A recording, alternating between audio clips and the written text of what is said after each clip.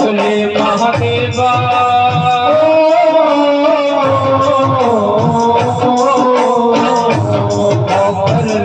सुने महादेवा खानो बहुत बड़ो खेला सुने सुने महादेवा खानो बहुत बड़ो खेला नौकर रखले सेवक रखले नौकर रखले सेवक रखले नौकर रखले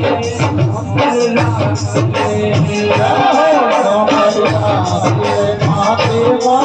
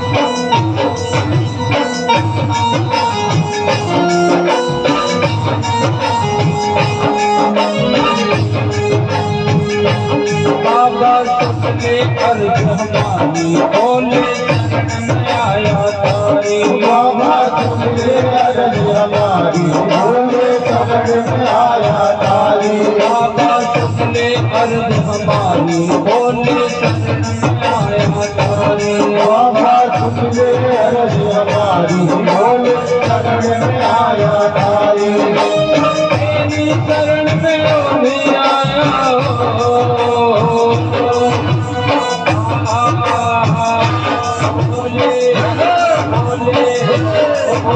सुने अर्ज हमारी बाबा शरण में आए बताई बोले सुने अर्ज हमारी बाबा शरण में आया तारी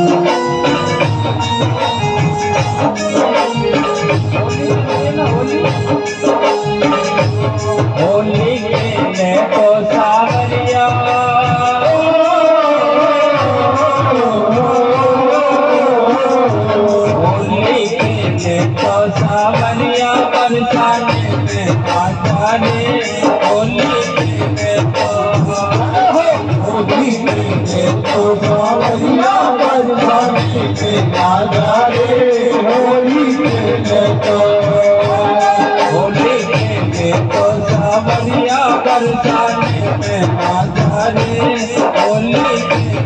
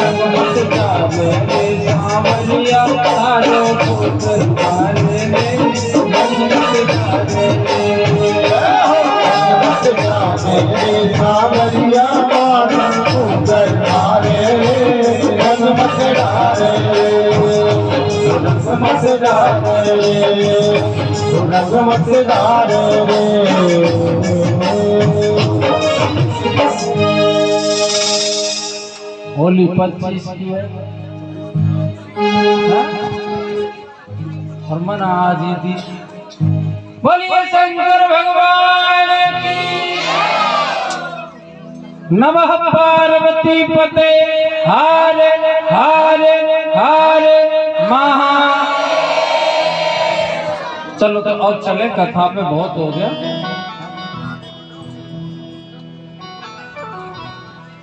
दशानन रावण अपने भाई के पास में पहुंचा महादेव के लिए घर बनाने के लिए, सोने की शिला लेने के लिए।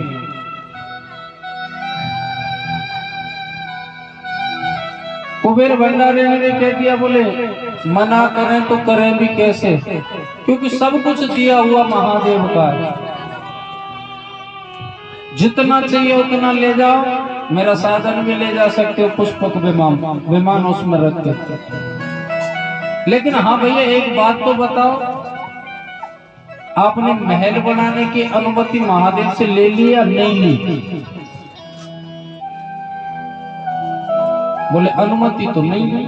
बोले भ्राता श्री बुरा मत मानना, बिना अनुमति के कोई काम नहीं करना चाहिए, इसलिए पहले अनुमति ले लो महादेव का महल बनाने की। और कहते हैं महल बनाने के लिए माता पार्वती ने कई बार भोलेनाथ से कह लिया, कई बार। वैसे इन दोनों में झगड़ा कभी होता नहीं, लेकिन हर माता पार्वती की बात नहीं, हर माँ की ये इच्छा रहती है कि खैर उनका जीवन जैसे कटा, किराए की झोपड़ी में, फुटपाथ पे, कैसे भी, लेकिन उनका एक सपना होता है कि मेरी जो स्वयं की संतान है ना, वो अपने मकान में रहे। ज्यादा नहीं तो उनके लिए एक छत की व्यवस्था तो हो जाए। हर माँ सोचती है कि नहीं सोचती, और अपने अपने पतिदेव से भी कहती है। और जब पतिदेव से कहती है तो झगड़ा भी हो लेता है। एक दिन माता पार्वती ने कहा था भोलेनाथ से, माता पार्वती ने भोलेनाथ से कहा था, बोले स्वामी हमारा तो जैसे चल रहा है वैसे चलने दो, कम से कम इन संतानों के लिए छत की व्यवस्था तो करो। तो भोलेनाथ ने एक बात कह दी, बोले पार्वती से कैलाश पर पर्वत यानी कैलाश पर महल बन ही नहीं सकता। माता पार्वती क्रोधित हो गई, बोले आपसे तो स्वामी कहना ही बेकार, और सही बात है, हर माँ कहती है अपने पतिदेव से संतान की खुशी के लिए, बोले ज्यादा नहीं घर की व्यवस्था तो करवा दो, और पतिदेव मना कर दे, फिर देखो इनके नक्शे अलग ही। हाँ, अपनी संतान के लिए कुछ मत कर देना, अगर भैया या घर के कह दे तुरंत पहुंचा देंगे भर भर के बोरी, लेकिन संतान के लिए मत कर देना। लेकिन एक बात बताओ, अगर ये बाबा लोग पुरुष वर्ग अगर मना करते हैं ना, तो उसमें भलाई आप लोगों की छुपी रहती है कोई ना कोई। लेकिन मैया समझती नहीं है, समझेगी कहाँ से? वो जगत जननी माँ जगदम्बा नहीं समझ पाई भोलेनाथ की बात। भोलेनाथ ने कहा, बोले पार्वती इस कैलाश पर महल बन ही नहीं सकता। बोले तुम्हारे बस की बात नहीं है ना, मेरे से कह दो मैं बना दूंगी, लेकिन ये बहाने मत बनाओ स्वामी, तुम अपने लिए नहीं कह रही हूँ, अपनी संतान के लिए कह रही हूँ। या चौड़े में पड़े रहते आंधी बरसात गर्मी तूफान। महादेव ने कह दिया मुस्कुरा के, बोले ठीक है तुम्हारी मर्जी, तुम ही बना लो और क्या करो। अब कहते हैं महल बनाने के लिए आजकल घर बनवाते तो कंप्यूटर पे नक्शा बनवाना है। हाँ, वो कंप्यूटर पे नक्शा बनवा लाते, लेकिन पहले मिट्टी से प्रतिलिपि बनाई जाती थी। मिट्टी से बनाते थे, तो माता पार्वती ने बड़ा ही सुंदर महल की वो प्रतिलिपि बनाई मिट्टी से आकृति, और अपने बच्चों को दिखाई। बोले तो बताओ कार्तिकेय और गणेश दोनों बताओ कैसा महल है? बोले मैया अच्छा है। बोले फिर भी अगर तुम्हारे मन में हो तो एक काम करो, संसार का भ्रमण करने के लिए निकल जाओ, जो महल आपको अच्छा लगे वैसा बता देना, वैसा मैं बना दूंगी। क्योंकि इस महल को तुम्हारा बाप कौन ही बना रहा, माँ बना रही, चिंता मत करो बढ़िया बनाऊंगी। हाँ, दोनों गणेश जी और कार्तिकेय मोर पर बैठ करके निकल जाते हैं। कार्तिकेय जी की सवारी है मोर, दोनों भाई निकल जाते हैं। एक जगह ऐसी पहुंच गए, ऐसी नगरी में जहां बिल्कुल अंधेरा ही अंधेरा, और उस नगर में जो राजा का महल था उसके यहाँ पहुंचे तो बिल्कुल अंधेरा, कुछ ना दिखाई दे, बिल्कुल सुनसान। कार्तिकेय जी बताते हैं गणेश जी से, बोले ये शनि महाराज की नगरी है।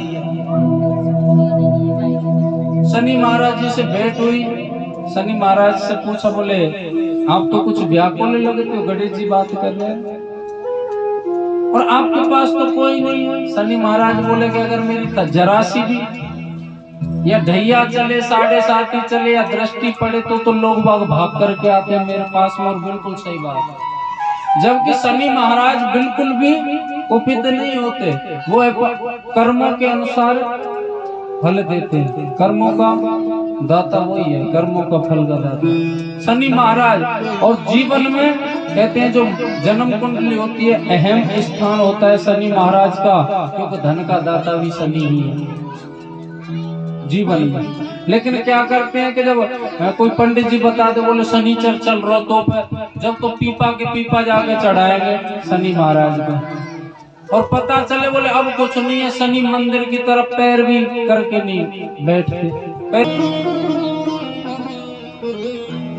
शनि महाराज की अगर दृष्टि होती है तो मनुष्य भाग भाग करके मंदिर जाता है, और जब कोई काम नहीं होता शनि महाराज जी से मंदिर के सामने प्रणाम तक नहीं करते। ये है आज के समय की। जबकि शनि मंदिर जाना हमारा परम धर्म है, जाओ ना, क्या दिक्कत है? कोई जरूरी है कि शनिवार को जाओ? जब आपके पास समय हो तब जाओ, जरूरी नहीं है शनिवार को जाना। वहाँ शनि महाराज अकेले बैठे हैं। गणेश जी ने कारण पूछा तो बोले क्या बताएं हम आपको, कोई आता ही नहीं हमारे पास में, क्योंकि लोग हमसे डरते हैं, न जाने क्या भय बैठा हुआ है। मेरा तो मन बहुत व्याकुल है। गणेश जी बोले एक काम करो, आपका मन व्याकुल है ना, मन स्थिर नहीं है, तो जाकर के कैलाश चले जाओ और बाबा के दर्शन करके आ जाओ। और सही बात है, मन में चाहे कैसी भी बेचैनी हो ना, आप घर से निकल जाओ, महादेव के मंदिर पहुंच जाओ, और ज्यादा नहीं 5 मिनट बैठ लो मंदिर में जाकर के, मन बिल्कुल शांत हो जाएगा। आजमा करके देख लेना।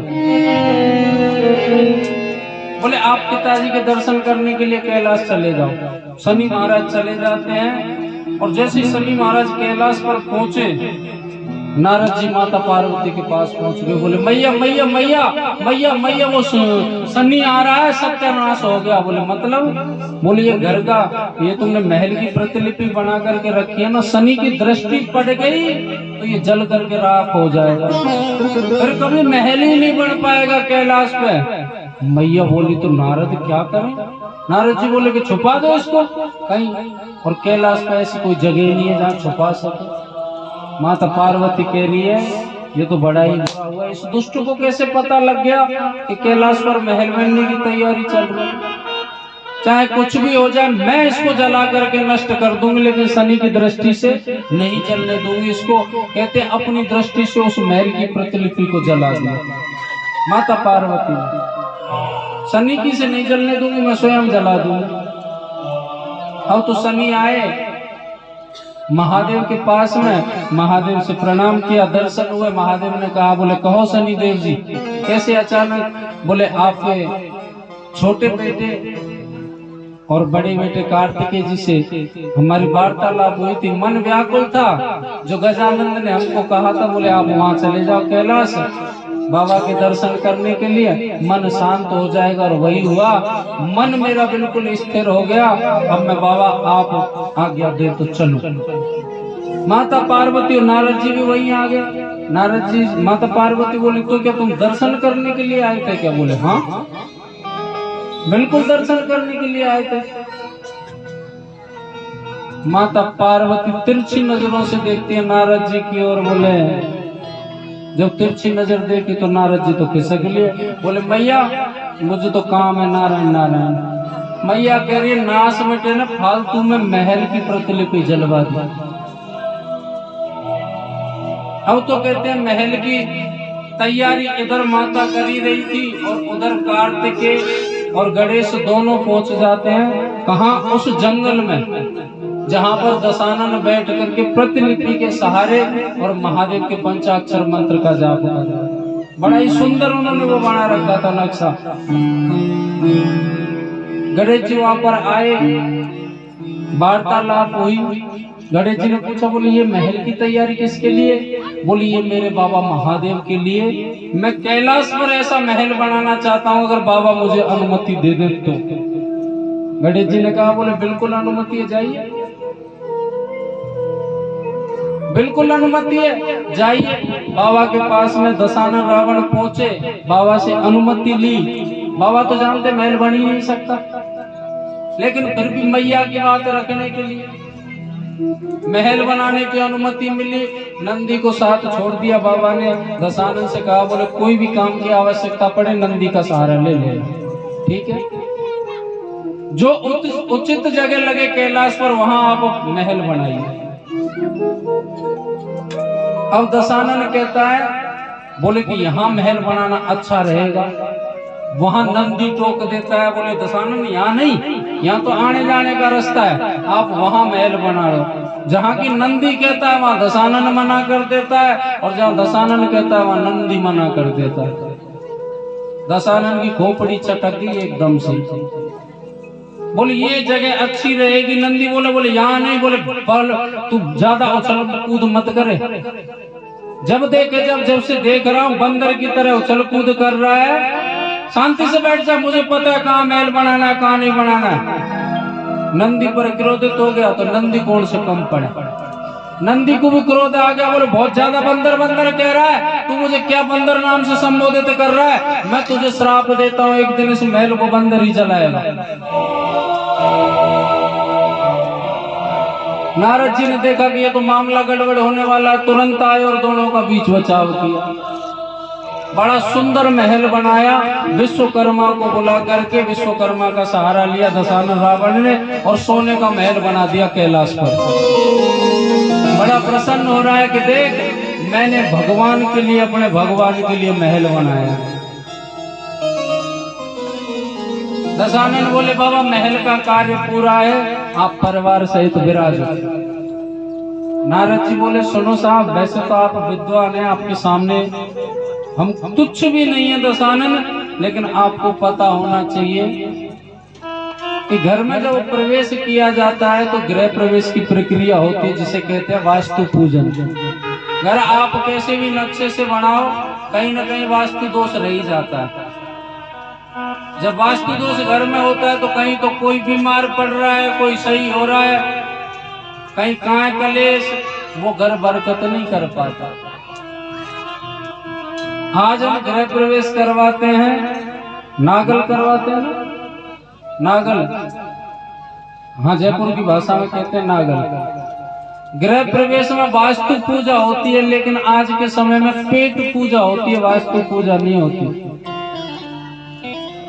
नागल करने के लिए गृह प्रवेश में रिश्तेदारों के लिए भोजन कर दिया 6000 का, 7000 आदमियों का। और जो मेन काम है वास्तु पूजन का, पंडित जी के पास जाएंगे, बोले पंडित जी हमारा गृह प्रवेश करवाना है आपको। बोले ठीक है साहब करवा देंगे। तो बोले छोटी सी तो सत्यनारायण की कथा कह देना। सत्यनारायण की क्या, सत्यनारायण की, हाँ सत्यनारायण की कथा, थोड़ी सी सत्यनारायण की कथा कह देना, छोटी सी, और छोटा सा हवन कर देना, एक 11 आहुति।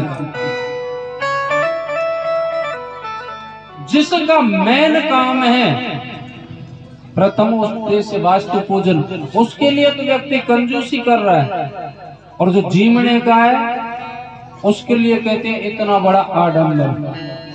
कभी भी अपने घर का गृह प्रवेश आप करवाओ तो वास्तु पूजन की प्रक्रिया होती है, वो करवाना, भले 5 आदमी का भोजन कम कर दे।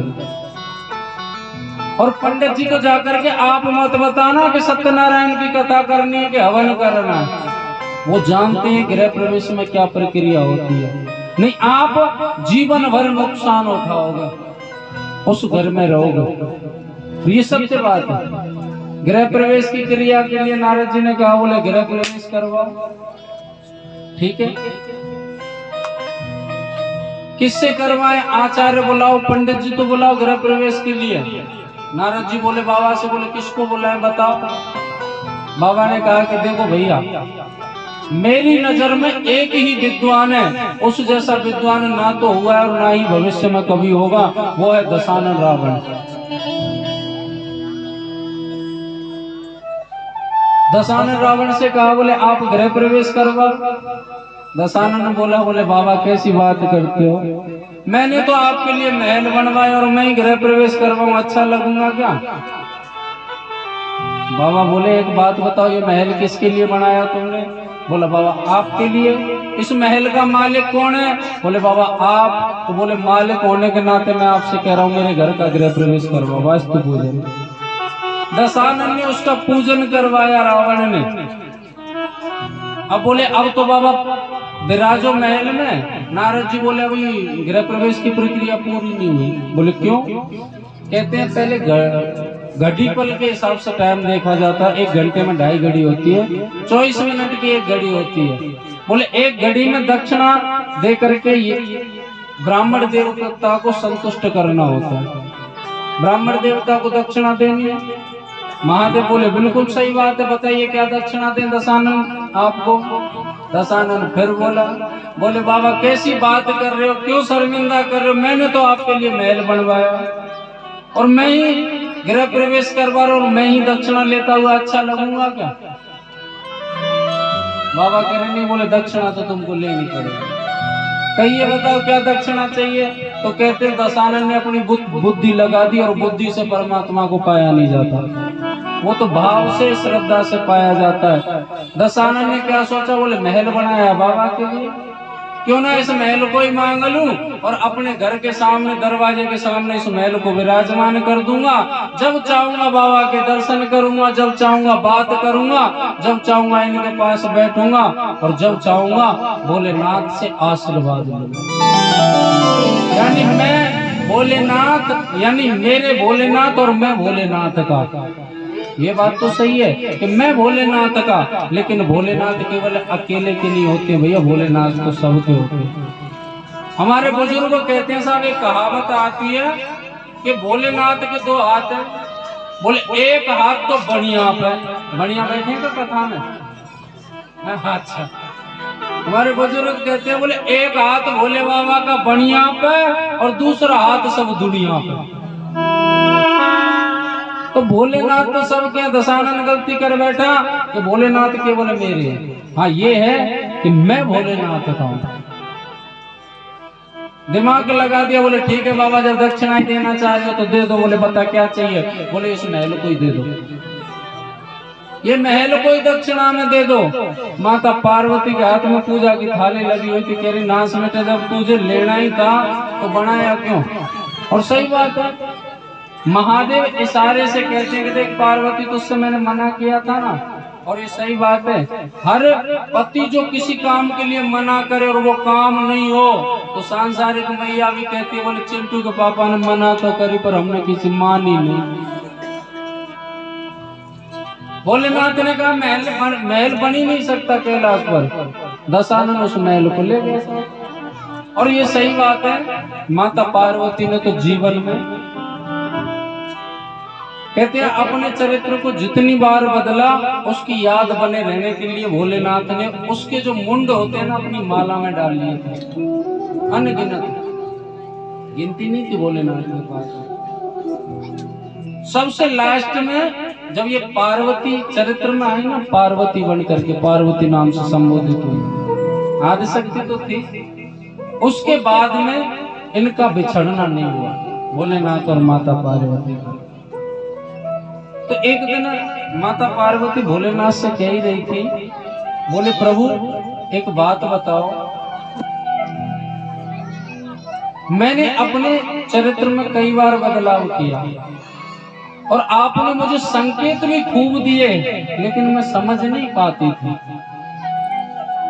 और ये भी मैं जानती थी कि हमारा तो जन्म जन्मांतर का साथ है, और जबकि शिव और शक्ति एक है, अलग अलग नहीं हो सकते, लेकिन फिर भी ऐसी लीला है क्यों चली। माता पार्वती भोलेनाथ कहते, बोले अभी भी बिछड़ना हो गया तो क्या हो गया, क्या करोगे तुम। बोले फिर दोबारा जन्म लेंगे, रहना आपके साथ ही है प्रभु। लेकिन कहते हैं कि जब समय पर कोई बात याद ना आए, बाद में याद आए तो उससे पछतावा होता है। सती चरित्र में भोलेनाथ ने कई बार समझाया, लेकिन उनकी समझ में नहीं पड़ी कि वो भजन भी तो लगा।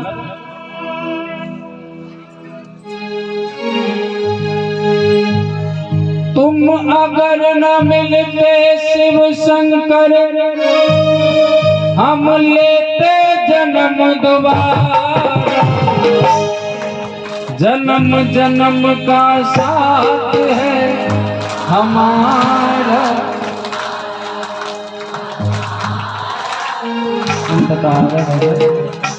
तुम अगर न मिलते शिव शंकर, हम लेते जन्म दोबारा, जन्म जन्म का साथ है हमारा, तुम्हारा तुम्हारा।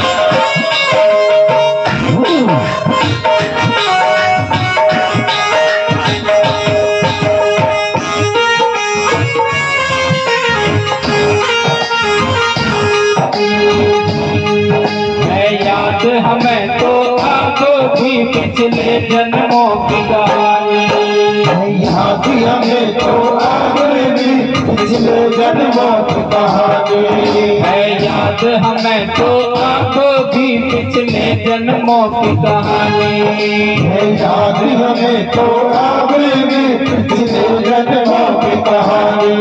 प्रभु रामचंद्र को लेकर मैं बन गई थी अज्ञानी, प्रभु रामचंद्र को लेकर मैं बन गई थी अज्ञानी।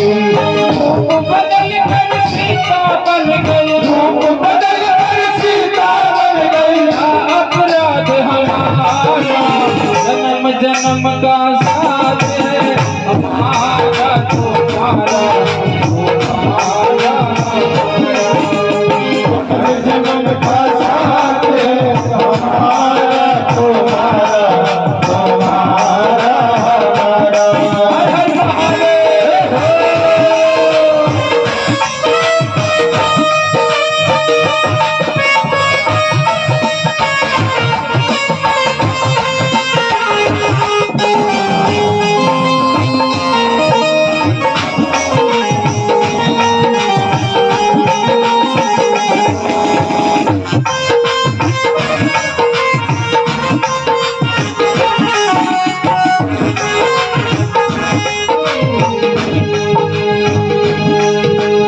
यज्ञ पिता ने किया नहीं कोई निमंत्रण आया, अब यज्ञ पिता ने किया नहीं कोई निमंत्रण आया, जब यज्ञ पिता ने किया नहीं कोई निमंत्रण आया, जब यज्ञ पिता ने किया नहीं कोई निमंत्रण आया। जब माता सती आदि शक्ति सती बन करके आई थी अपने पिता के आप बिना बुलाए गई थी, भोलेनाथ ने मना किया था फिर भी गई थी जिद करके, भोलेनाथ ने खूब समझाया था जब भी नहीं मानी थी वो। जब यज्ञ पिता ने किया नहीं कोई निमंत्रण आया, जब यज्ञ पिता ने किया नहीं कोई निमंत्रण आया, जब यज्ञ पिता ने किया नहीं कोई निमंत्रण आया, जब यज्ञ पिता ने किया नहीं कोई निमंत्रण आया। जिद करके वहाँ गई थी मैं, तुमने तो बहुत समझाया, जिद करके वहाँ गई थी मैं, तुमने तो बहुत समझाया। ये मिलन आखिरी था अपना, ये मिलन आखिरी था अपना, मैं समझी नहीं इशारा, हम जन्म का साथ है हमारा तुम्हारा तुम्हारा वो जन्म जन्म का साथ है, हमारा हमारा हमारा तुम्हारा। तुम अगर न मिलते शिव शंकर हम लेते जन्म दोबारा, जन्म जन्म का साथ है हमारा तुम्हारा तुम्हारा हमारा। वो जन्म जन्म का साथ है, हमारा तुम्हारा तुम्हारा हमारा। हर हर महादेव।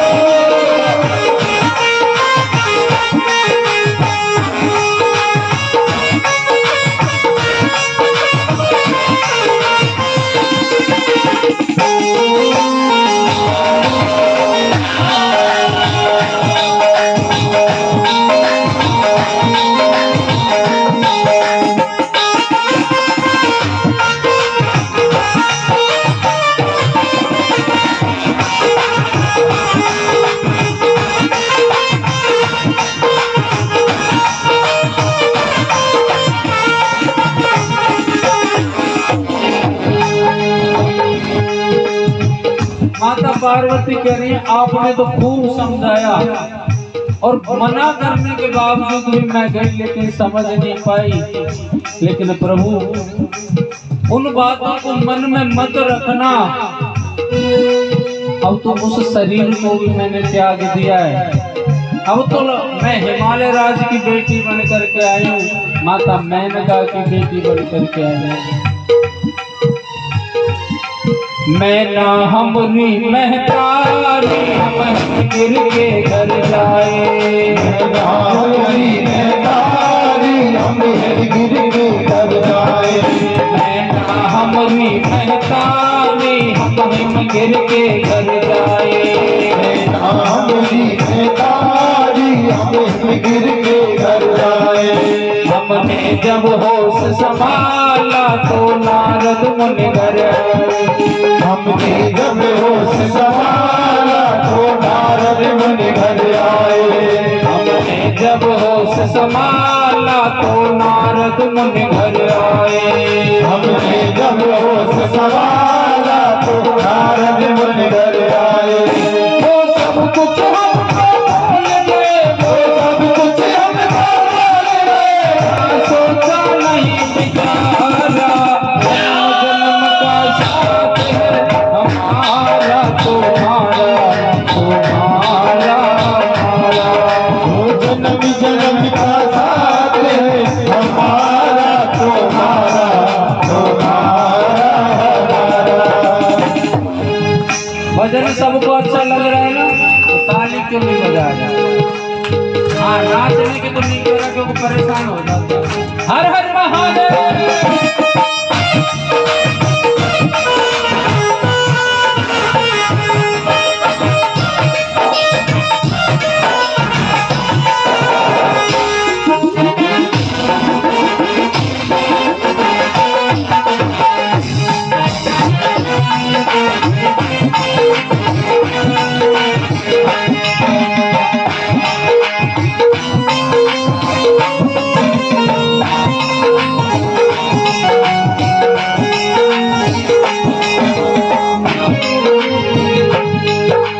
जब नारद जी हमारे घर आए थे ना, तो स्वामी आपके बारे में सब कुछ पहले ही बता दिया था। जैसे कोई महात्मा घर आते हैं ना, हर किसी के माता पिता पूछते हैं, बोले जरा हमारे बालक का भविष्य बताओ। कन्या हो तो बोले ये बताया आपको आदमी कैसो मिले वो दूल्हा। लेकिन नारद जी ने पहले ही माता पार्वती को बता दिया सब कुछ। बोले कि भवानी सुन ले तेरा पति ऐसा होगा। बोले कि भवानी सुन ले तेरा पति ऐसा होगा। बोले कि भवानी सुन ले तेरा पति ऐसा होगा। बोले कि भवानी सुन ले तेरा पति ऐसा होगा। ऐसी पागल सरभंगी भिकमंगो जैसा होगा। ऐसी पागल सर्वांगी भिकमंगो जैसा होगा। भोलेनाथ के बारे में कैसे बताया नारद जी ने? बोले वैसी होगा, पागल जैसा दिखने वाला होगा, सरभंगी जैसा दिखेगा। हाँ, वैसी पागल सरभंगी भिकमंगो जैसा होगा। ऐसी पागल सर्वांगी भिकमंगो जैसा होगा। और कैसी स्थिति बताई? कले मुंड की माला होगी, गले मुंड की माला होगी। सिर पर गंगा की धारा। जन्म जन्म का साथ है हमारा तुम्हारा तुम्हारा हमारा। वो जन्म जन्म का साथ है हमारा तुम्हारा तुम्हारा हमारा। आप सभी गाओ हमारे साथ में।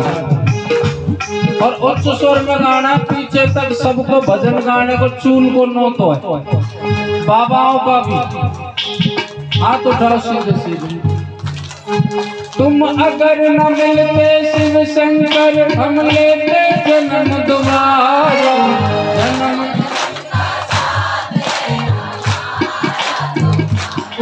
आवाज ना आ रही?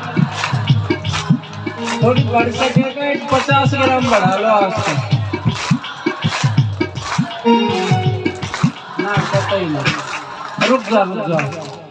जो सबसे तेज बोलेगा उसको 1100 रुपए नगद इनाम पे मिलेंगे, ठीक है ना? निकाल उठाओ सीधे सीधे हाथ।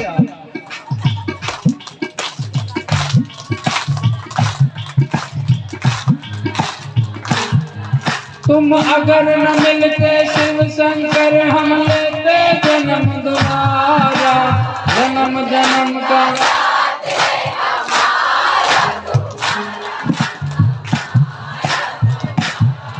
तुम अगर न मिलते शिव शंकर हम लेते जन्म जन्म का।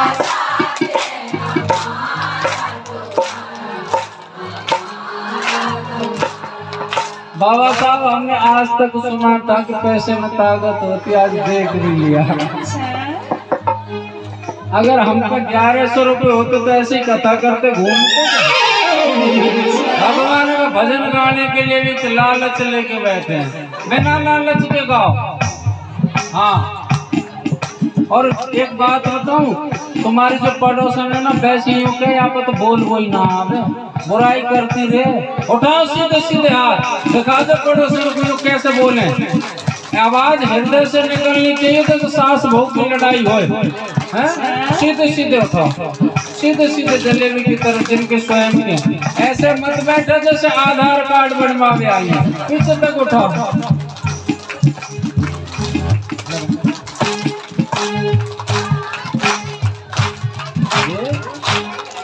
तुम अगर न मिलते जन्म जन्म का।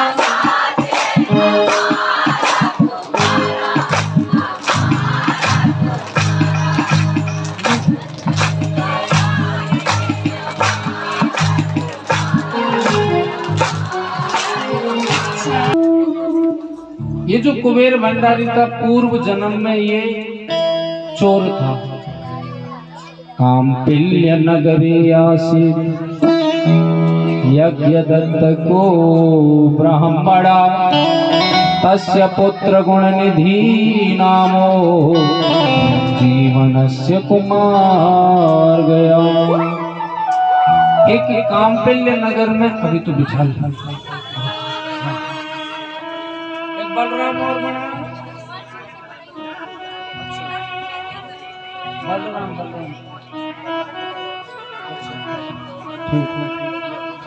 यज्ञ काम्पिल्य नगर में एक यज्ञदत्त नाम के पंडित जी थे। बेचारे बड़े ही सरल स्वभाव के थे, विद्वान व्यक्ति थे। उनकी पत्नी थी और एक बेटा था जिसका नाम था गुणनिधि। गुणनिधि उस बेटे का नाम था। और कहते हैं जिस घर में एक बेटा होता है ना उसके बिगड़ने के चांस उतने ज्यादा होते हैं। सही बात है गलत बात है? अरे कुछ हाँ हूं तो कर दिया करो। अच्छा, जिस घर में अगर एक बेटा होता है उसके बिगड़ने के चांस उतने ही ज्यादा होते हैं, क्योंकि पहले नंबर तो दादी बाबा का लाड प्रेम। कोई गलती करे माँ डांटे तो जो खबरदार जो मेरे छोरा को हाथ लगाया तो चांद पर चढ़ जाए। फिर रही बच्ची कमी माँ पूरी कर देती है, जो छोटी छोटी गलतियों को पिता से छुपा छुपा करके। अब पंडित जी तो पूजा पाठ का काम कराते थे। यजमानी थी खूब बड़ी प्रातः 6 बजे घर से निकल जाते, रात्रि को 11 बजे आके घर में लगते। दिन में माँ बेटे का राज। और कहते हैं जब कभी पंडित जी जल्दी भी आ जाते तो पिताओं में एक खासियत होती है, भले ही बाप बेटों में बोल चाल ना हो कतई, हाँ, लेकिन जैसे पिताजी घर में आएंगे ना पहले तो देखेंगे फलाना छोरा कहाँ, छोरी कहाँ। 2 मिनट में पूछ डाले कौन कहाँ है, उनको चैन ही ना पड़े। और जब ठीक ठाक है तो ठीक ठाक है। ऐसे एक दिन पंडित जी आए, बोले गुणनिधि कहाँ है? पंडितानी कहती बोले यहाँ ही होगा घर में ही, और कहाँ है? बोले यहाँ तो नहीं है। बोले अभी तो पढ़ाई करो। बोले है सके मंदिर गए होगा दर्शन करने के लिए। जबकि उस बालक का पढ़ाई से और मंदिर से कोई लेना देना नहीं था। कारण क्या था कि एक तो पहले नंबर अकेला था, दूसरी यारी दोस्ती ऐसी थी उसको बिगाड़ करके रख दिया, तीसरी कमी पूरी कर दी माँ ने कि जब कुछ भी धन मांगता तुरंत पकड़ा देती। कभी भी अपने बालक को तुरंत मांगने पर धन मत दे। तुरंत मांगने पर दे दिया एक दिन सब बर्बाद कर देगा और उसका भविष्य भी बिगड़ेगा। बालक को हम पढ़ने के लिए भेज देते हैं, सही बात है।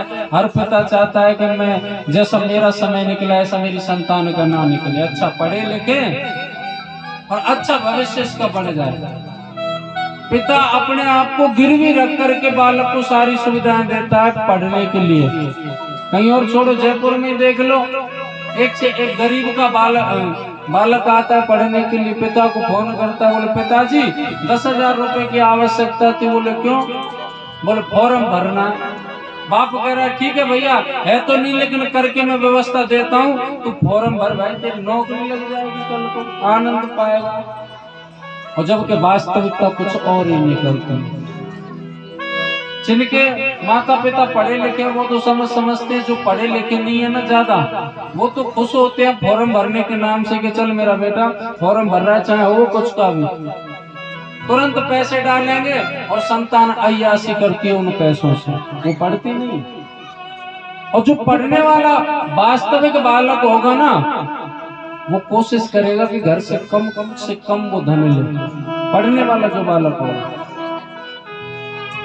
मैं ये नहीं कहता कि संतान को पैसे मत दो साहब, लेकिन थोड़ी सी जानकारी कर लो, तुरंत मत दो।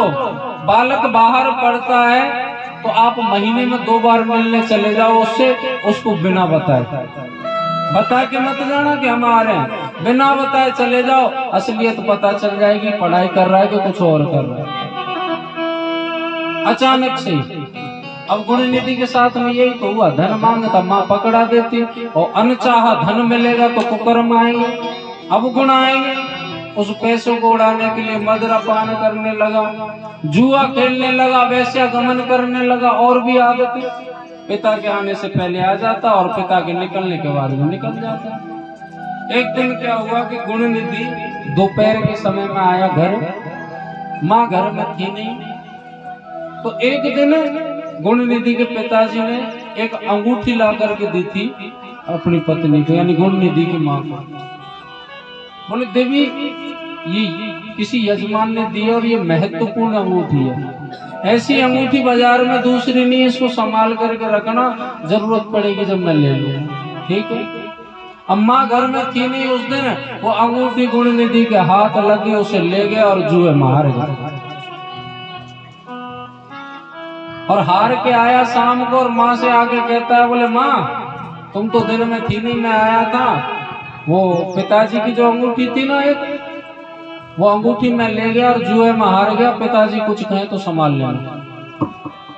और सही बात है, माँ घर में एक ऐसा पहलू है साहब, जो पति का भी पक्ष लेती है संतान के सामने, और संतान का पक्ष लेती है पति के सामने, जीवन भर बीच में पिसती रहती है, और बाद में सुनने को मिलता है कि तूने हमारे लिए किया ही क्या। संतान के सामने आकर के कह दिया, बोले संभाल लेना, मैंने तुमको बता दिया, तुम्हारा काम जाने। एक दिन की बात कि जिससे अंगूठी वो जुए में हारा था, वो व्यक्ति पंडित जी को मिल जाता है एक जगह। तो कहते हैं कोई चीज अगर खास होती है तो आदमी पहचान लेता है, और वैसे पहचानने की क्षमता हमारी माताओं में ज्यादा पाई जाती है। इनका एक गिलसिया हो, इतनी छोटी सी, हजारों बर्तन पटक देना ऊपर उसके, खकोड़ के, और वह गिलसिया उठा के ले जाएगी, ये हमारी है। भैया क्या पहचान होती है ऐसी, हमको भी बता दे। अपने बर्तन को तुरंत पहचान लेंगे, बोले ये तो हमारा है, और इस शीला की मम्मी को है।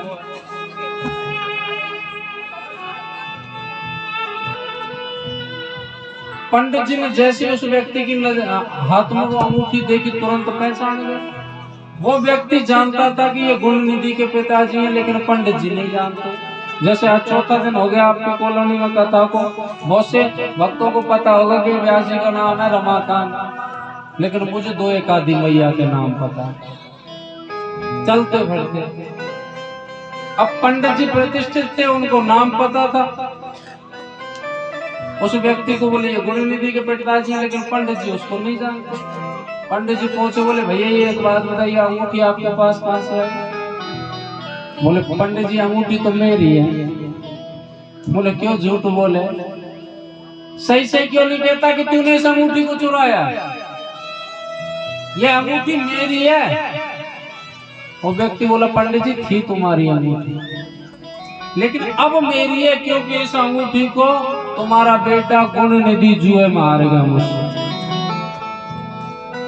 पंडित जी को बड़ा बुरा लगा, रे कैसा दुष्ट आदमी है, मेरे धर्मात्मा जैसी संतानों का बदनाम कर रहा है। तेरा क्या मतलब है कि मेरी संतान, मेरा जो बेटा है वो जुआ खेलता अय्या से? बोले बिल्कुल।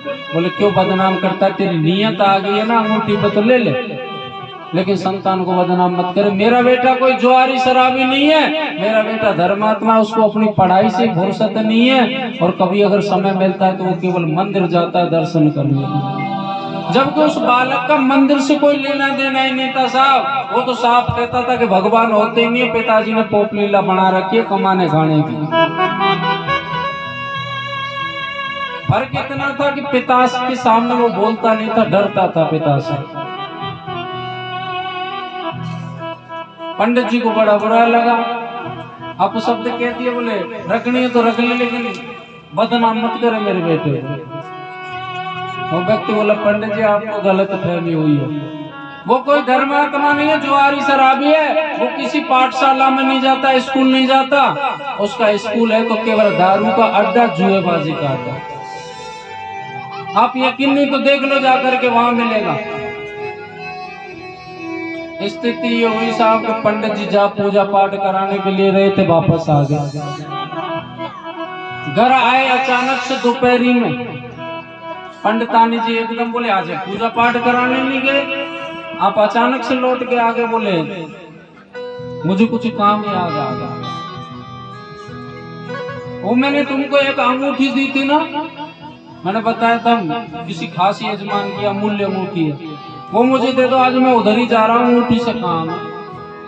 अब जैसे अंगूठी का नाम सुना उनकी तो आंखें चकड़ा गई, क्योंकि उनको तो पता था अंगूठी कहाँ से लाऊं, गुरु ने दिया गया बेटा जुए में। फिर भी लेकिन कमरे में झूठ मार के लिए चली गई, कम से कम 15-20 मिनट में निकली। स्थिति ये सिर पर हाथ रख लिया और बोली हे भगवान, अब तो उम्र होली दी थी, कोई भी चीज अब तो रख दूं तो रख के भूल जाती, ध्यान ही नहीं रहता। पंडित जी से कह रही, बोले ध्यान ही नहीं रहा, रख के भूल गई। और ज्यादातर माताएं ऐसी कहती हैं अपनी संतान को बचाने के लिए। कहती है कि नहीं कहती? हाँ हूँ, कुछ तो कर दिया करो। हाँ ऐसे होती है कि ऐसे? अच्छा ऐसे हो, फिर तो ठीक है। पंडितानी जी ने कहा, बोले एक काम करो, शाम को जब तुम आओगे ना, मैं उसको ढूंढ के रखूंगी, जब तक तुम काम कर आओ। पंडित जी बोले रख के भूल गई हो कि बेटा जुए में हार गया? पिता जो लोग होते ना बड़े घुमा फिरा के बात करें, पर एकदम ही तोप सी चलाए। बोले जुए में हार गया बेटा कि रख के भूल गई हो? जमीन ही खिसक गई नीचे से। और फिर तुम जानते हो कि पिताओं के मुख पर कैसे कैसे शब्द आते हैं। अगर तूने बचपन में पहली बार गलती की थी ना उसने, जब बता देती तो आज मेरा बेटा जुआरी नहीं बनता, मेरा बेटा शराबी नहीं बनता, मेरा बेटा धर्मात्मा बनता और मुझसे भी बड़ा प्रकांड विद्वान बनता। लेकिन तुमने मेरे बालक का भविष्य बिगाड़ दिया, इसलिए मेरा तुमसे कोई संबंध नहीं है, निकल जाओ घर से। उसी समय घर से निकाल दिया और दूसरा विवाह कर लिया, दूसरी पंडितानी लिया। वो पहली पत्नी को ये बात सहन नहीं हुई, पता नहीं न जाने कहाँ निकल गई बेचारी। तो कहती है समाज अच्छी भी होती है तो बुरी भी होती है। जैसे गुणनिधि घर की ओर आता, समाज उसको जीने नहीं देती, सब ताने मार मार के। कैसा दुष्ट आदमी, इसको हर वक्त बचाया इसकी माँ ने, जब धन मांगा जब दिया, बदले में क्या मिला? घर से निकाल दिया। और ये अभी तक जीवित है। ऐसी संतान को तो पैदा होते ही मार देना चाहिए। अब जिधर जाए उसको यही ताना मिले, गुणनिधि को अच्छा नहीं लगा साहब, और वो जंगल की ओर निकल जाता है, बोले समाज को छोड़। कई दिन हो गए उसको जंगल में भटकते भटकते, ना तो उसने कुछ खाया, केवल जलपान करके रह जाता। एक दिन की बात, कि ऐसे सेम ऐसा ही चबूतरा बना हुआ था महादेव का, और वहां पर कम से कम 20-25 लोग इकट्ठे हैं और बड़े जयकारे लगा रहे थे महादेव के।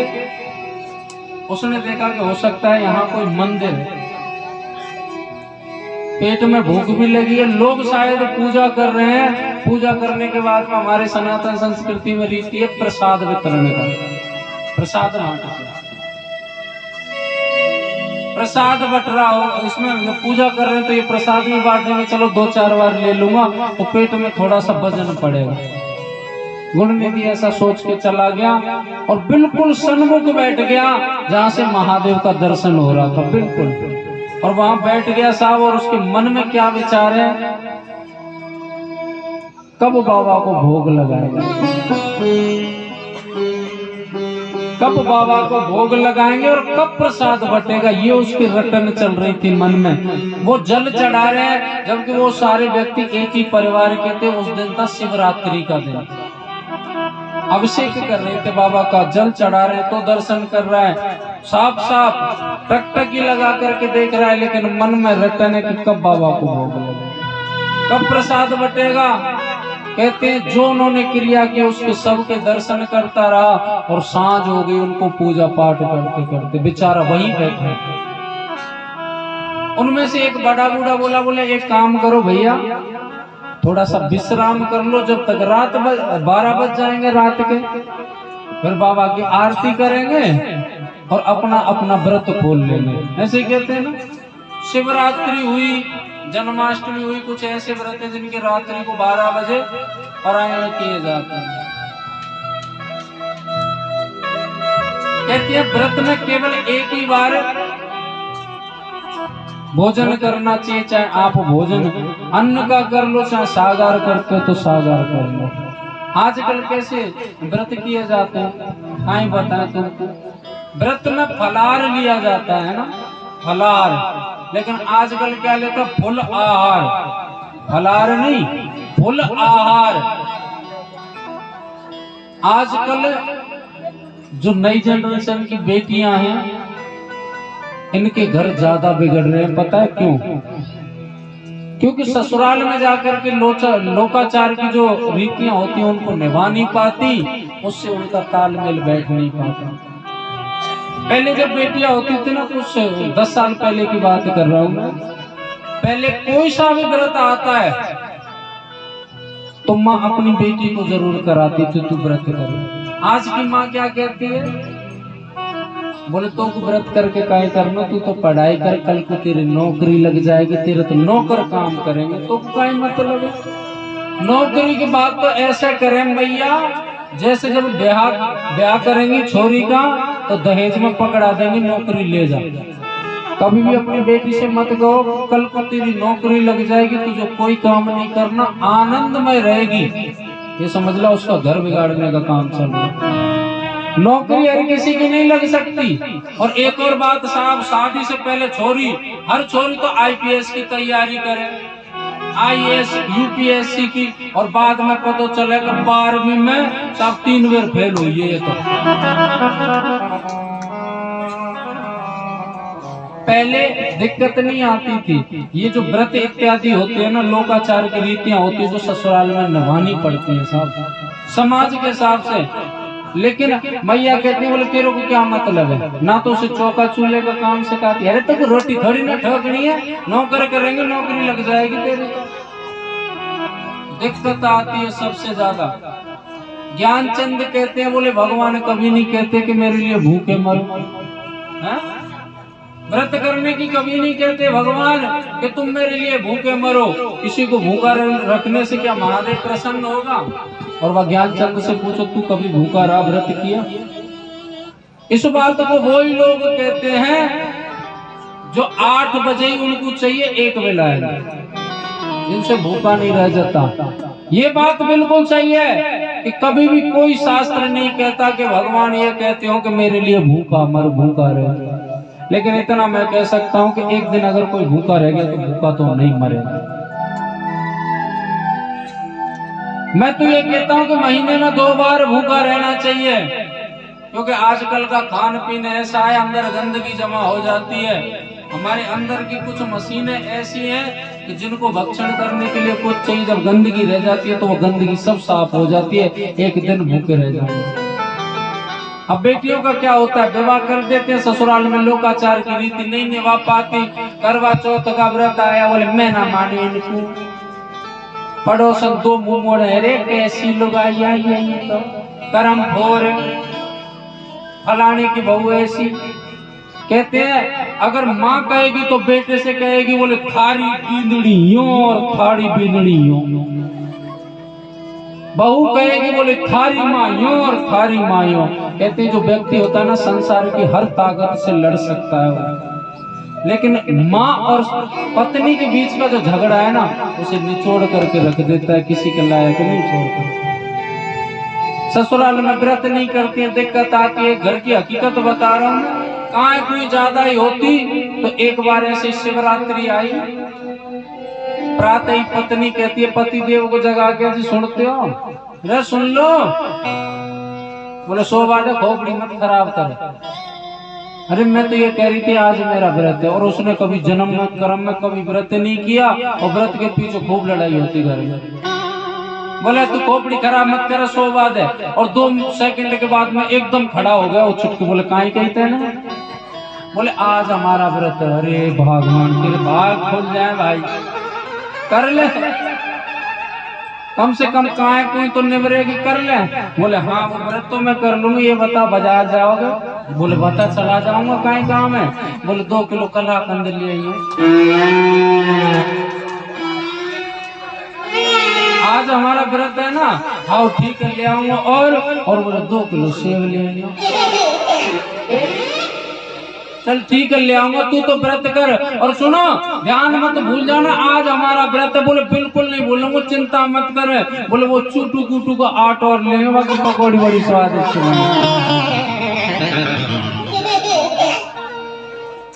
हाँ वो चूटू कूटू का काय क्या बात है, कूटू को हाँ पकौड़ी बड़ी स्वादिष्ट बने। और आज हमारा व्रत है। बोले तेरे भाग खुल जाए, तू कर व्रत, जो कहेगी वो मैं मंगा दूंगा, ठीक है तू व्रत कर। और सुनो जब घर को आओगे ना, शाम को आओगे ना टाइम से, बोले बिल्कुल आ जाऊंगा।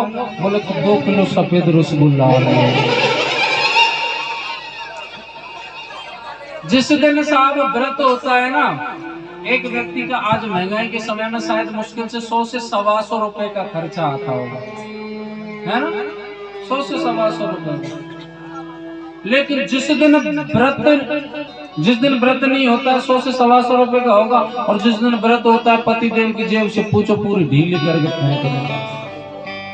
जिस दिन व्रत नहीं होता है उस दिन शायद 3 बार भोजन करें, और जिस दिन व्रत होता है ना वह दिन तो सुबह से कचर कचर कचर कचर बकरी जैसो बूढ़ो चले,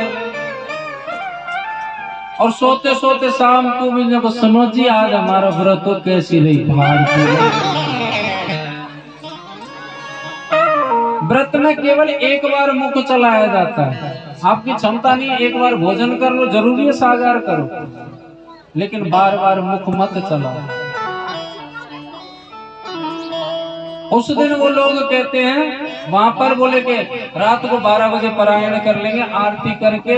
अब तो कहते हैं गुण निधि को बड़ी चिंता हुई, बोले कब भोग लगेगा बाबा, कब भोग लगेगा, बड़ी दिक्कत। सब लोग आराम करने के चक्कर में सो गए। लाइट का जमाना पहले था नहीं, वहां पर चबूतरे पर एक वो जल रहा था घी का दीपक। तो जब सुबह से दीपक जल रहा है तो घी भी खत्म हो, बत्ती भी जलेगी। जैसे बत्ती जलती हुई बुझने की और हुई, गुण निधि ने विचार ही नहीं किया, तुरंत खड़ा होकर के गया और अपने शरीर पर जो कपड़ा पहन रखा था उसको फाड़ा, बत्ती बनाई और दीपक में डाल करके जला दिया। और जैसे लौट रहा था किसी बर्तन से पैर टकरा गया, और रात को अगर किसी बर्तन से पैर टकरा जाए तो समझ लो कुंभकर्ण को भी जगा दे, खतरनाक आवाज करता है। सब लोग जाके गुण निधि को पकड़ लिया और कहते हैं उसे पीट पीट करके उसके प्राण निकाल दिए। तुरंत महादेव आए और कहते हैं उसको जैसे तैसे उसके जो प्राण निकाल दिए, उनको अपने अधीन किया और उन लोगों से कहा, रे मूर्खो, ये तुमने क्या किया? लोग कहते हैं बाबा चोर था। बोले ये चोर नहीं था, तुमने बहुत बड़ा अपराध कर दिया। आज शिवरात्रि के दिन का ये मेरा सबसे बड़ा भगत था, इसलिए गुरुनिधि मैं तेरे व्रत से भाई बहुत प्रसन्न हूँ। मैं तुझे धन का मालिक बनाता हूँ अभी से, और तेरा नाम अब आगे कुबेर भंडारी होगा। एक चोर को बाबा ने धन का मालिक कुबेर भंडारी बना दिया। और सही बात है, जब देता है तो भगत को पता नहीं चलता। पता नहीं महादेव तेरी कृपा ने कब किसी को क्या दिया। गुण निधि ने क्षुधा मिटाने के लिए जलाई अपने तन वस्त्र की बाती, तूने उसे धन का मालिक कुबेर भंडारी बना दिया। उसका मन साफ था। महादेव कहते हैं दुनिया जीवने के लिए पाने के लिए करती है, लेकिन एक भगत मेरा ऐसा है, इसको सिर्फ एक ही चिंता थी कि कब बाबा को भोग लगेगा, कब बाबा को भोग लगेगा। बता गुण निधि तुझे क्या दे डालूं? गुण निधि कहता बाबा कोई आवश्यकता नहीं, सिर्फ ऐसा हो कि इस माया का असर मेरे ऊपर ना हो और आपकी छत्र छाया में कार्यभार चलता रहे, बस इतना दे दो। बोलिए शंकर भगवान की।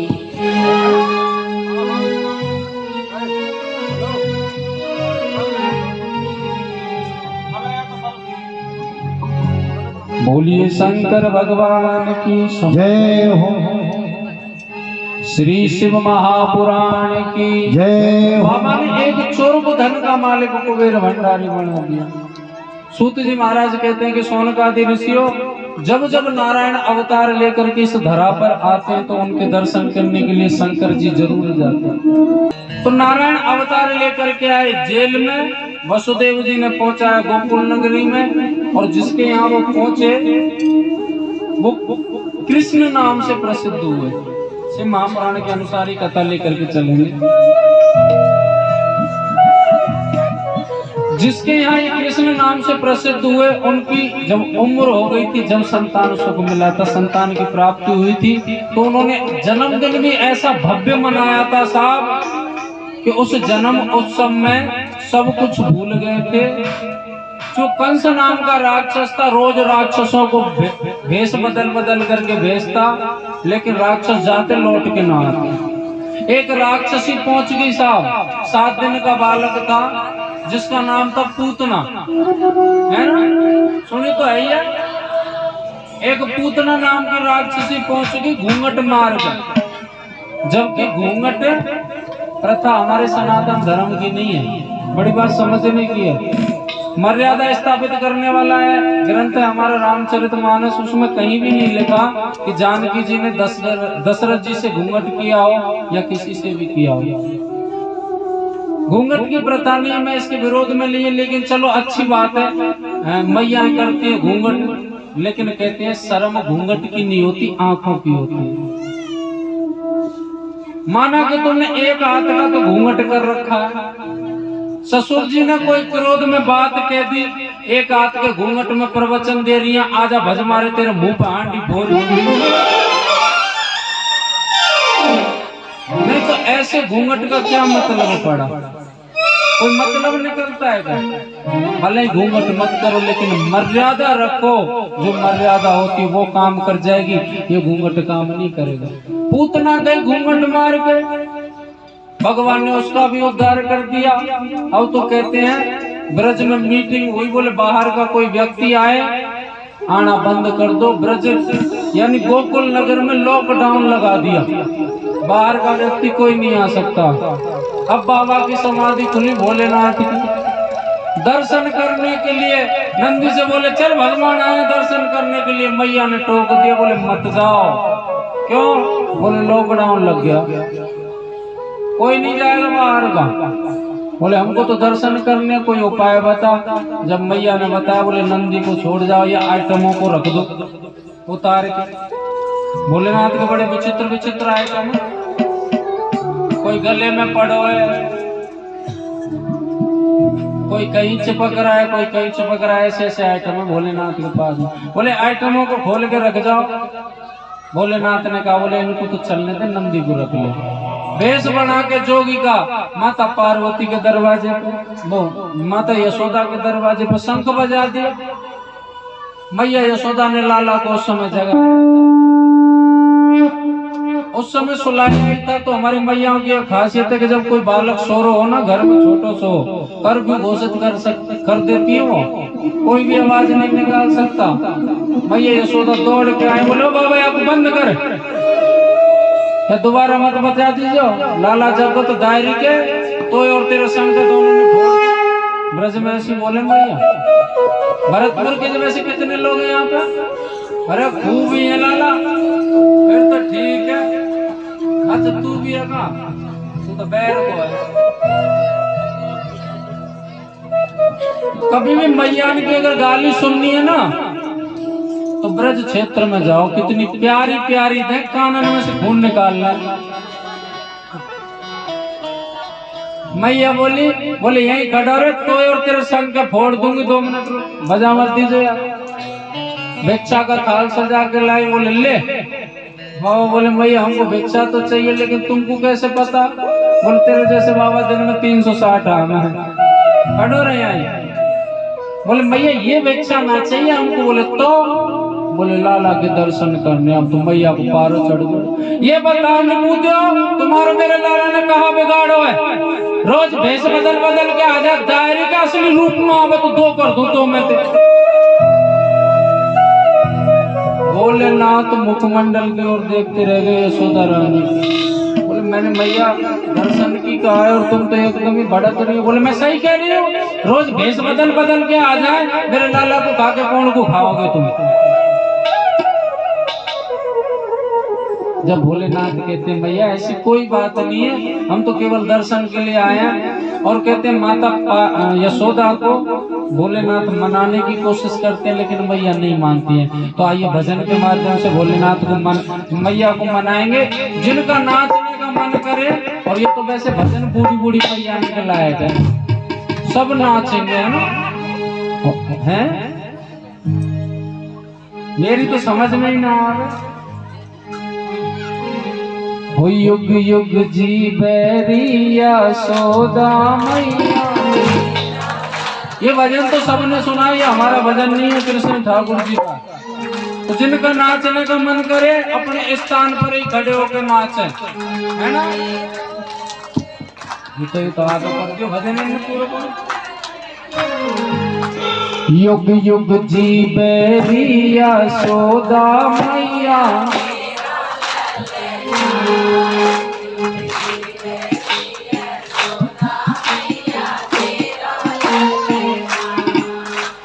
तेरो ललना माते तेरो ललना, तेरो ललना माते तेरो।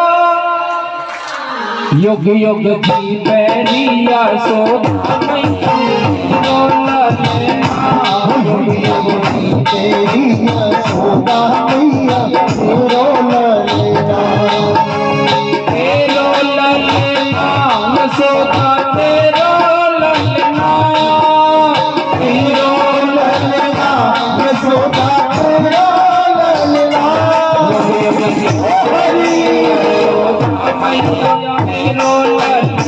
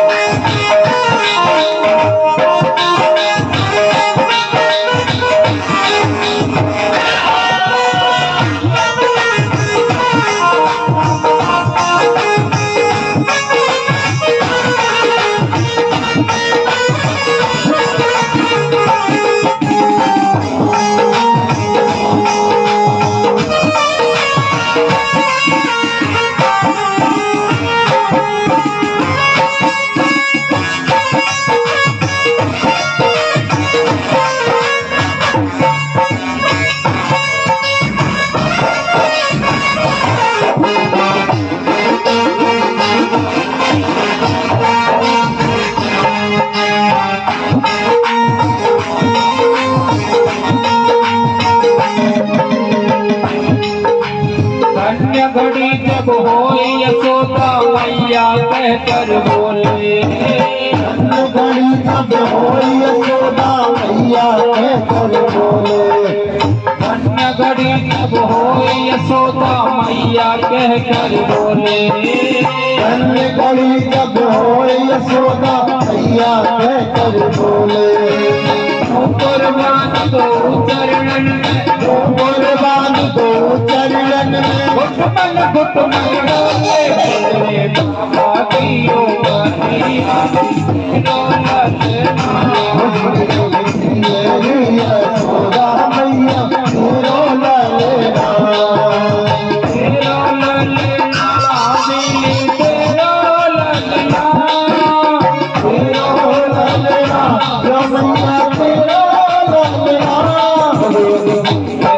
यशोदा मैया तेरो ललना। यशोदा मैया तेरो ललना।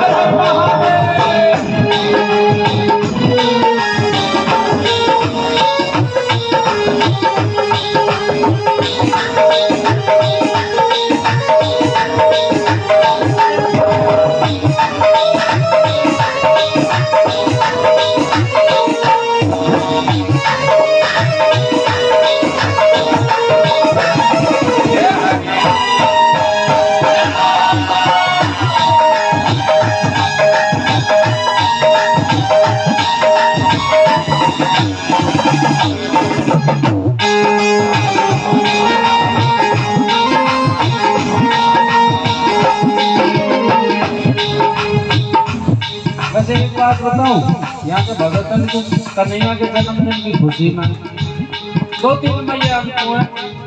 और बाकी अगर घर पे कोई को जन्मदिन हो तो ना, हाँ फर्श में टाइल तोड़ देती नाच नाच के।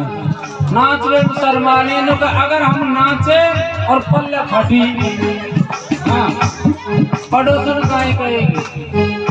जिनकी नेकार आंखन में शर्म हो फटे जा। हर हर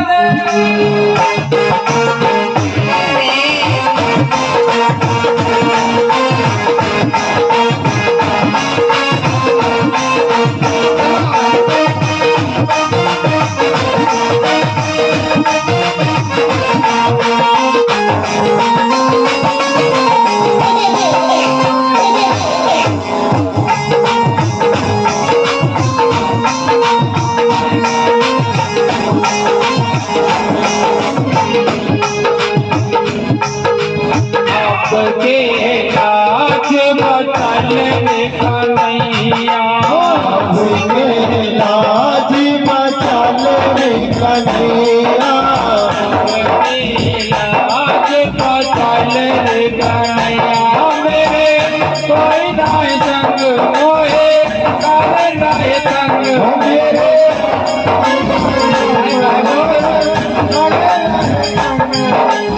अब के लाज बचल कन्हैया।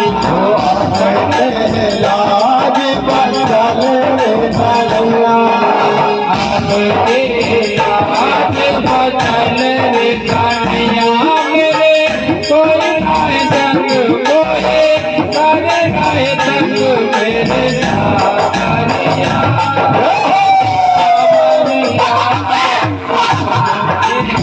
आज बचल कन्हैया। लाज बचल कन्हैया।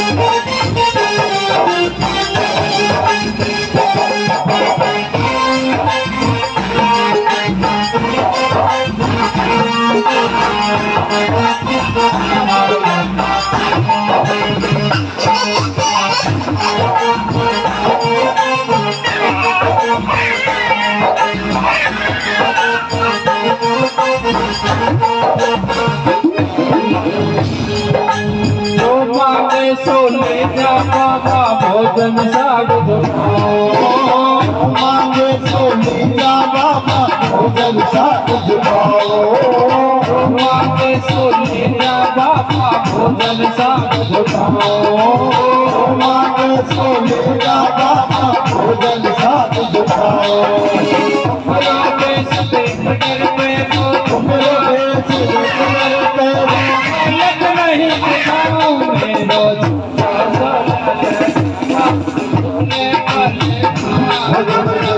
मेरी यशोदा मैया तेरो ललना अरे रहने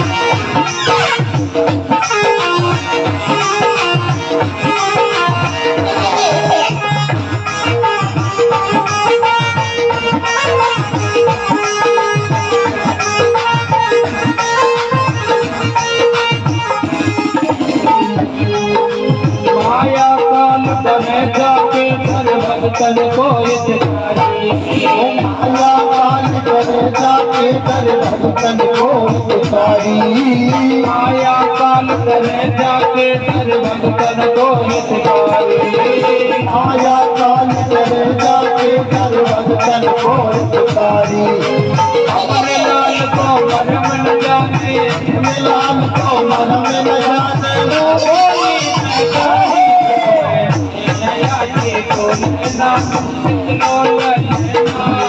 मेरी यशोदा मैया तेरो ललना तेरो ललना यशोदा तेरो ललना तेरो ललना यशोदा तेरो ललना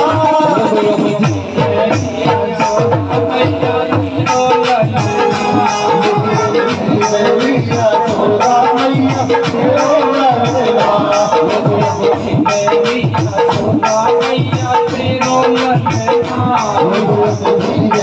यशोदा मैया तेरो ललना बहुत बढ़िया महादेव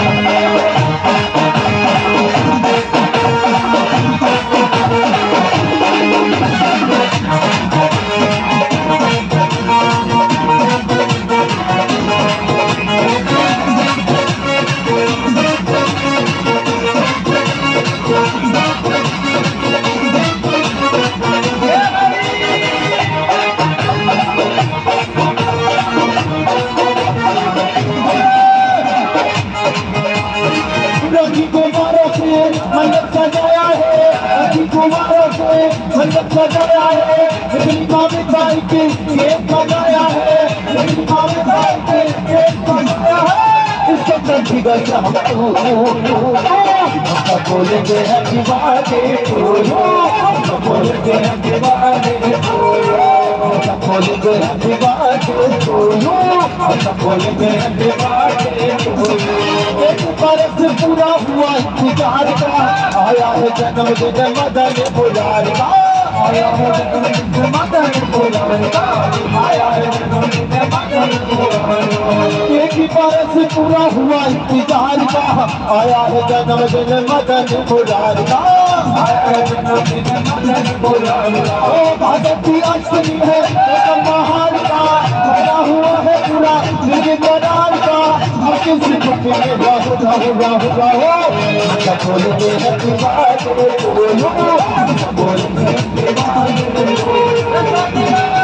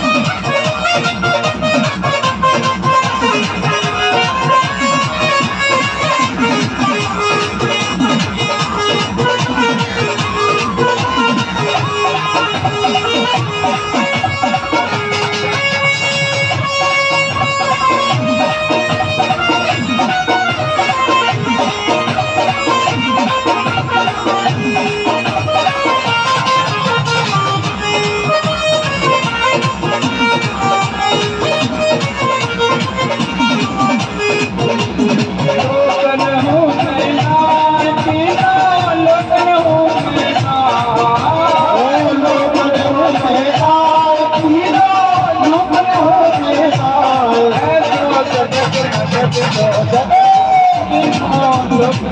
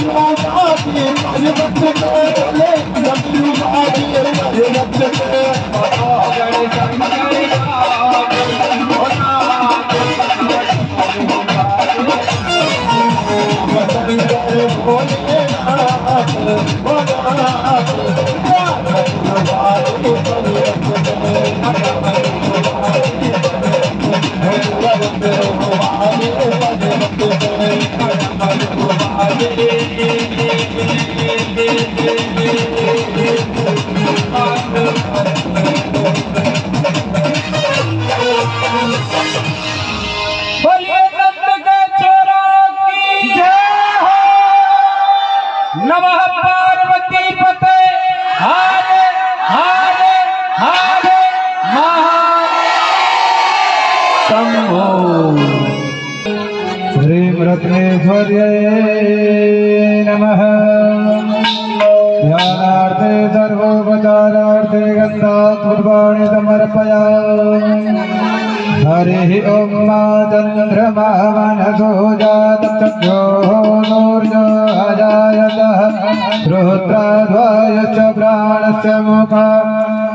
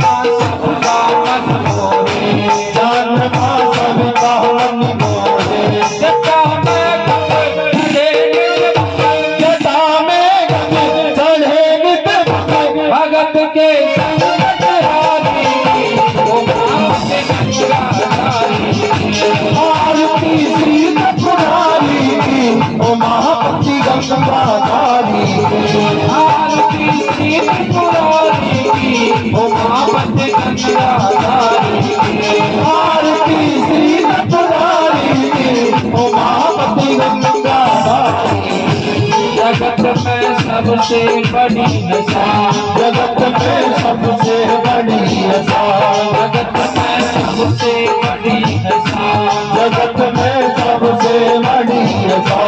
अजय कमरों की बजे अमीरों की गीता, अजय कमरों की बजे अमीरों की गीता। जगाए गले में जगाए दिया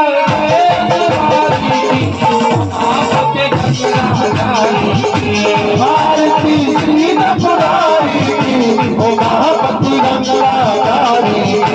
आरती श्री त्रिपुरारी की ओ महापति गंगाधारी। भारती श्री पुरारी की ओ महापति गंगाधारी। सदा शिव तीन नेत्रधारी, सदा शिव तीन नेत्रधारी, सदा शिव तीन नेत्रधारी, सदा शिव तीन नेत्रधारी। अवर जा संग सोहे प्यारी, कबर का संग सोए प्यारी, अवर जा संग सोहे प्यारी। कबर का संग सोए प्यारी। अरे अल्लाह मेरा जीवन, अरे अल्लाह मेरा जीवन, अजय बाबा गंगाधारी की ओ महापति गंगाधारी। भारती श्री पुरारी की ओ महापति गंगाधारी। आरती श्री त्रिपुरारी की ओ महापति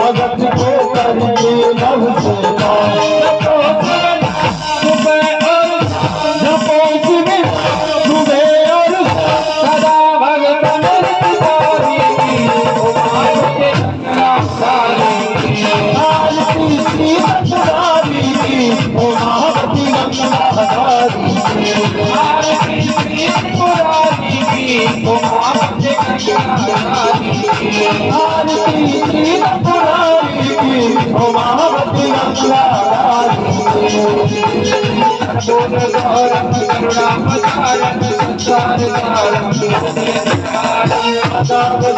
की प्यारी हवा भवानी वैष्णव भवानी